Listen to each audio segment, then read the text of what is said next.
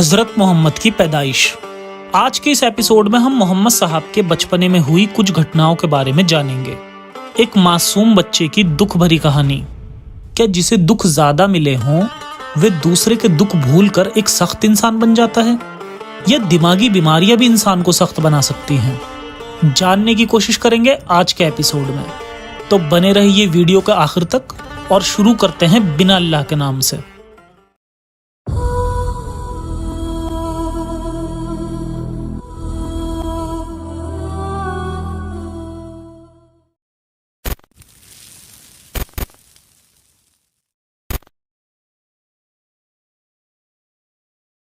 ये एक atheist channel है जो इस्लाम की सच्चाई मुस्लिम लोगों तक पहुंचाकर उन्हें ह्यूमैनिस्ट और रैशनलिस्ट बनाने की कोशिश करता है।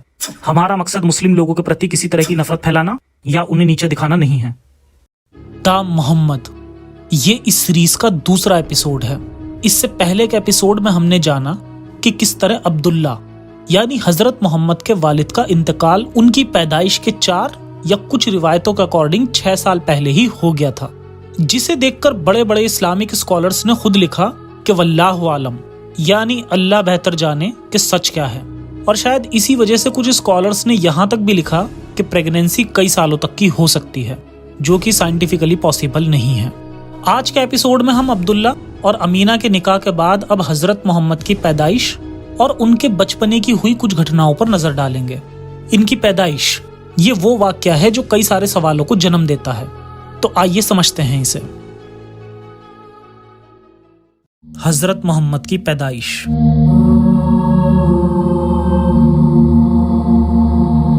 मोहम्मद साहब की पैदाइश के वक्त क्या क्या मौजज़े हुए थे, अगर हम उन बेतुकी बातों को हटा दें तो हमें पता चलेगा कि मोहम्मद साहब की पैदाइश के वक्त कुछ अजीब और हैरान कर देने वाले वाकयात भी पेश आए थे, जिस पर अक्सर हमारा जहन नहीं जाता। सीरत हल्बिया वॉल्यूम 1 पेज 219220। हजरत इब्न अब्बास कहते हैं कि जब हजरत मोहम्मद पैदा हुए तो इनकी माँ अमीना डर गईं और घबरा गईं। इन्होंने किसी दूसरे शख्स के जरिए मोहम्मद के दादा अब्दुल मुत्तलिब को बुलवाया। जब अब्दुल मुत्तलिब वहां आए तब अमीना ने कहा कि आपके घर में एक बच्चा पैदा हुआ है जो कि कुछ अजीब है।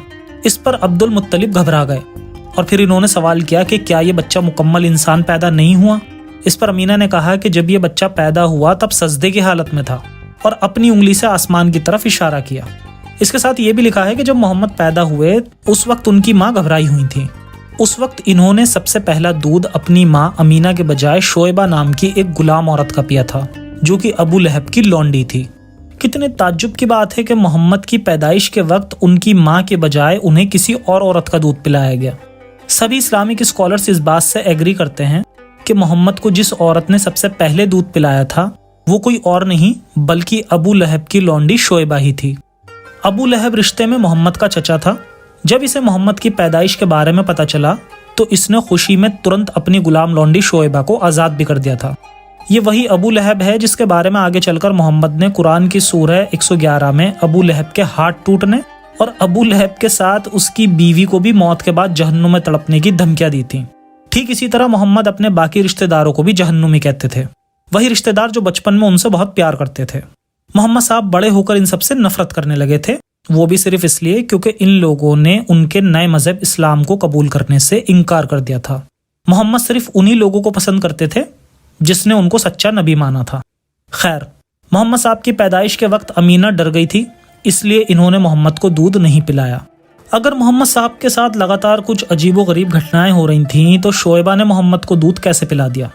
ऐन मुमकिन है कि किसी वजह से अमीना ने मोहम्मद को अपना दूध नहीं पिलाया था और पैदाइश के फौरन ही बाद मोहम्मद को अपने से अलग कर दिया था, जिसके बारे में कई किताबों में लिखा है। जैसे सीरत हल्बिया में लिखा है कि जब मोहम्मद पैदा हुए उस रात मोहम्मद को उनकी माँ अमीना ने एक बर्तन के अंदर छुपा दिया था।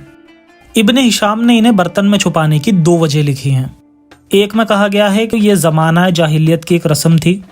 दूसरी वजह लिखी है कि अमीना नहीं चाहती थी कि मोहम्मद को सबसे पहले उनके दादा अब्दुल मुत्तलिब के अलावा कोई और देखे, इसलिए इन्होंने जिस रात मोहम्मद पैदा हुए तो इन्हें पूरी रात के लिए एक बर्तन के अंदर ही छुपा दिया था। सुबह जब देखा गया तो वो बर्तन टूट चुका था और मोहम्मद अपना अंगूठा चूस रहे थे जिससे दूध निकल रहा था। फिर सुबह इनके दादा इन्हें उठाकर काबे का तवाफ कराने के लिए ले गए और इनके लिए दुआ की। फिर वापस आकर इन्हें दूसरी औरतों को सौंप दिया ताकि वो मोहम्मद को दोबारा एक दूसरे बर्तन में रखकर इन्हें ढांप दे, मगर फिर वो दूसरा बर्तन भी टूट गया। यहाँ हैरानी की बात यह है कि आखिर क्यों मोहम्मद साहब को बार बार बर्तन के अंदर ढांपा जा रहा था, और अगर ऐसा करने के पीछे कोई लॉजिकल रीजन था तो अल्लाह की मर्जी से बार बार बर्तन क्यों टूट रहा था।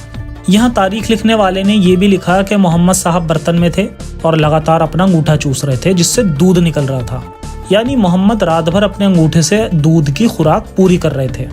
ये इस बात पर जोर दे रहा है कि जरूर मोहम्मद को उनकी माँ अमीना ने दूध पिलाने से इनकार कर दिया होगा और उन्हें अलग करके एक बर्तन में छुपा दिया होगा, जबकि ये मोहम्मद की पैदाइश की पहली रात थी और उन्हें अपनी माँ की केयर की जरूरत थी।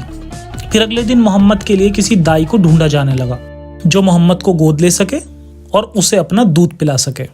इब्न हिशाम में लिखा है कि कोई भी औरत ऐसी ना थी जिसके पास मोहम्मद को पेश ना किया गया हो, लेकिन जब इनसे कहा जाता कि मोहम्मद यतीम है, मतलब बिना बाप का बच्चा, तो औरतें मोहम्मद को गोद लेने से इनकार कर देती थीं, क्योंकि उन्हें बच्चों के बाप से किसी अच्छे सुलूक की उम्मीद होती थी। किसी वजह से मोहम्मद को उनकी माँ से अलग करके किसी और की गोद में दिया जाने लगा। इसकी वजह बताई जाती है कि शायद मक्का एक रेगिस्तानी इलाका था जहां उनकी परवरिश ठीक से नहीं हो सकती थी, इसलिए उन्हें मक्का से दूर भेजा जाने लगा। मगर तारीखी किताबों में मक्का शहर के बारे में कुछ और ही लिखा है। तारीख यकूबी लिखता है कि मक्का बहुत हरा भरा शहर था और यहाँ कुरैशी कबीले के लोग भी खूब खेतीबाड़ी किया करते थे। खैर, मोहम्मद की पैदाइश के तुरंत बाद इन्हें अपनी माँ से अलग कर दिया गया और बाद में मोहम्मद की परवरिश और दूध पिलाने का काम कई सारी औरतों ने किया। अल हलाबी अपनी किताब सीरत हल्बिया में लिखता है कि मोहम्मद ने टोटल 8 औरतों का दूध पिया था, और एक कॉल ये भी है कि टोटल 10 औरतों का दूध पिया था। अल्लाह ने मोहम्मद साहब की एक अजीब ही किस्मत लिखी थी। आखिर मोहम्मद को इतनी सारी औरतों का दूध पीने की क्या जरूरत पड़ गई? एक औरत आराम से एक से ज्यादा बच्चों को पाल सकती है, मगर मोहम्मद को पालने के लिए कई सारी औरतों की जरूरत क्यों पड़ी?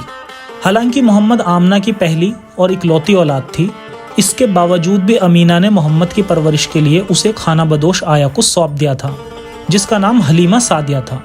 हजरत मोहम्मद और हलीमा की ये कहानी मैं बचपन से सुनता आ रहा हूँ कि किस तरह हजरत हलीमा सादिया ने मोहम्मद को गोद लिया था, और ये वाकया बताते वक्त इस्लामिक स्कॉलर्स का भी सारा ध्यान सिर्फ उस वक्त हुए करिश्मों पर ही होता है। हालांकि उन करिश्मों और मोजज़ात की बेतुकी बातों के अलावा अगर हम लॉजिक लगाएं तो इस जगह कई सारे सवाल भी जन्म लेते हैं कि आखिर क्या वजह थी कि अमीना ने अपनी पहली और इकलौती औलाद मोहम्मद को अपने से दूर क्यों किया था और हलीमा को क्यों सौंप दिया था। इस सवाल पर एक बहाना ये भी दिया जाता है कि हो सकता है कि अरब में कभी कभी अमीर औरतें अपने बच्चों की देखभाल के लिए कुछ पैसे पर आया रख लेती थीं।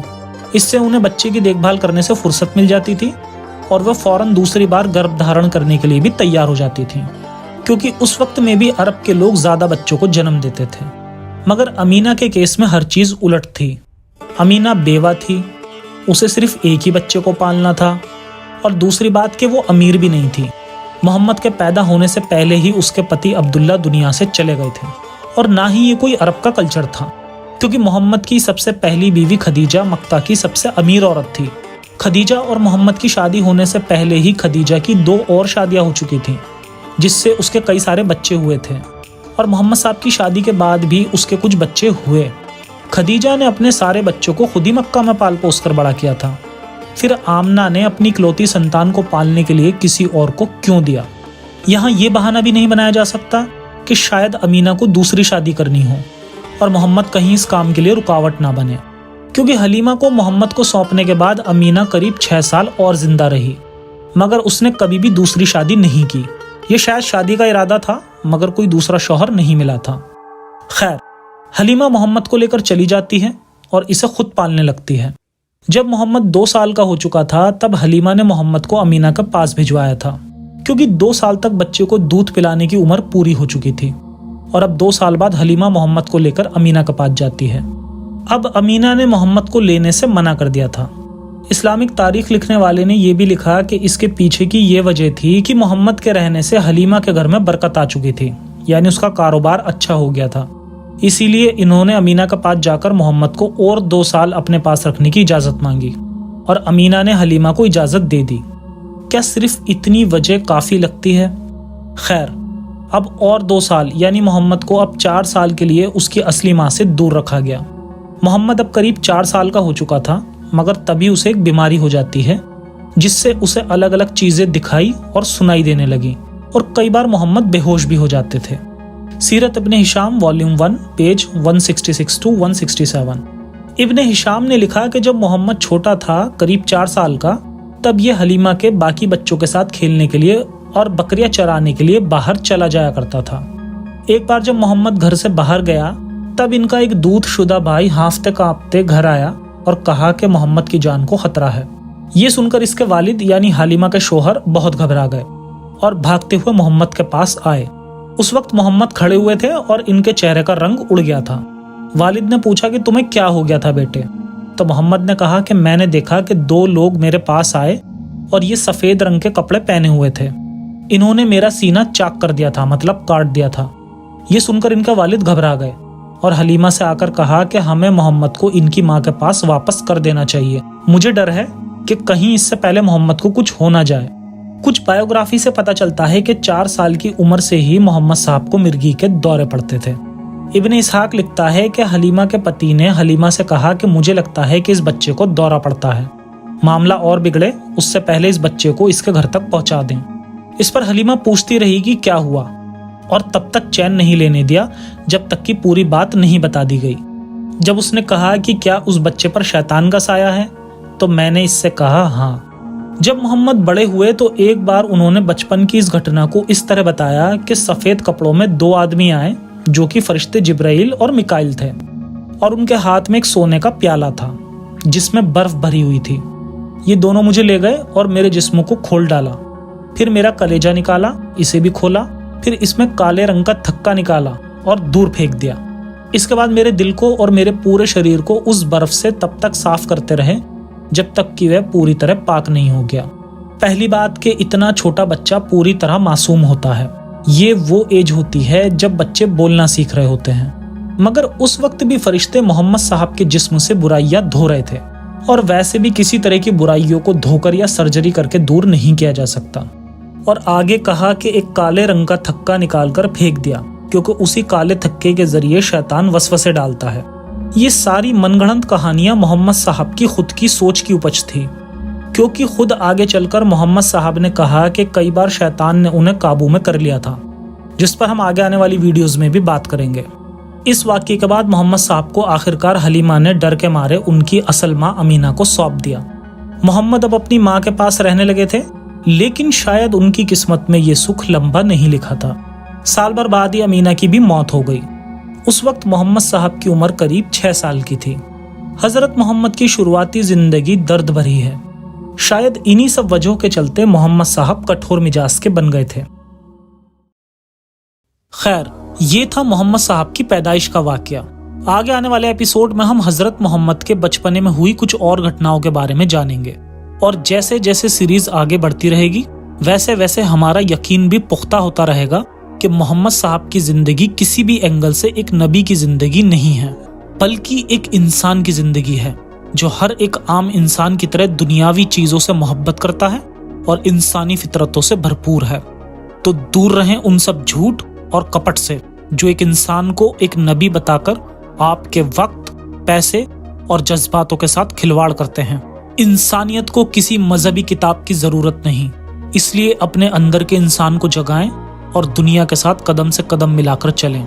जय हिंद, जय इंसानियत, साइंस हाफिज।